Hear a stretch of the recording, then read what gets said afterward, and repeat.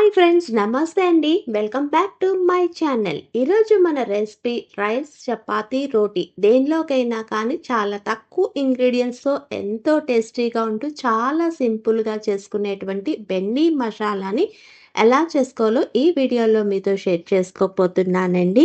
శుభ్రం చేసుకున్నటువంటి half KG బెండకాయల్ని తీసుకున్నానండి. ఈ బెండకాయల్ని శుభ్రం చేసుకున్న తర్వాత పైన కింద తొడుగులన్నవి కొంచెం కట్ చేసుకొని బెండకాయ మధ్యలోకి కట్ చేసి ఇక్కడ వీడియోలో చూపిస్తున్నాను చూడండి, ఎలా కట్ చేసుకున్నానో అలా కట్ చేసుకోవాలన్నమాట. ఇలా మొత్తం హాఫ్ కేజీ బెండకాయలు కట్ చేసుకున్న వాటిని పక్కన పెట్టుకుందాము. తర్వాత ఒక మిక్సీ జార్ తీసుకొని దీనిలోకి మీడియం సైజుగా ఉన్నటువంటి 3 ఉల్లిపాయలు, రుచికి అనుగుణంగా ఉప్పు, 1 టీ స్పూన్ ధనియాల పొడి, హాఫ్ టీ స్పూన్ జీలకర్ర పొడి, 1 టీ స్పూన్ గరం మసాలా పొడి, రుచికి అనుగుణంగా పచ్చిమిరపకాయలు.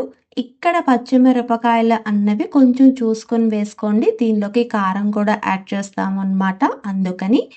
తర్వాత దీనిలోకి 1 teaspoon Kashmiri red chilli powder. ఈ కాశ్మీరీ రెడ్ చిల్లీ పౌడర్ వేసుకోవటం వల్ల మనకి ఈ బెండి మసాలా అన్నది చూడటానికి అండ్ టేస్ట్ కూడా చాలా బాగుంటుందన్నమాట.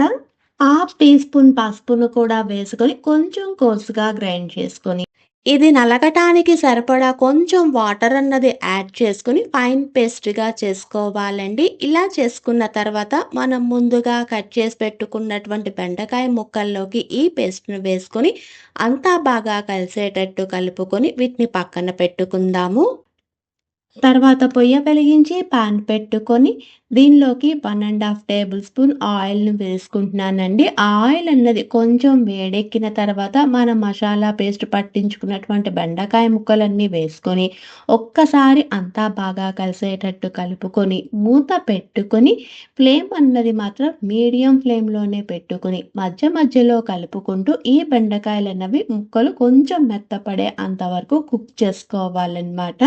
ఇలా కుక్ అయిన తర్వాత చూపిస్తున్నాను చూడండి, మన బెండి మసాలా ఫ్రై అనేది ఎంత బాగుందో కదా. కొంచెం కొత్తిమీరను వేసుకొని దీన్ని డిష్ అవుట్ చేసుకోవటమేనండి. ఎంతో టేస్టీగా ఉంటూ ఇటు రైస్, రోటీ, చపాతీ, నాన్ దేనిలోకైనా కానీ మంచి కాంబినేషన్గాను సైడ్ డిష్గా ఉండేటువంటి బెండి మసాలా ఫ్రై రెడీ.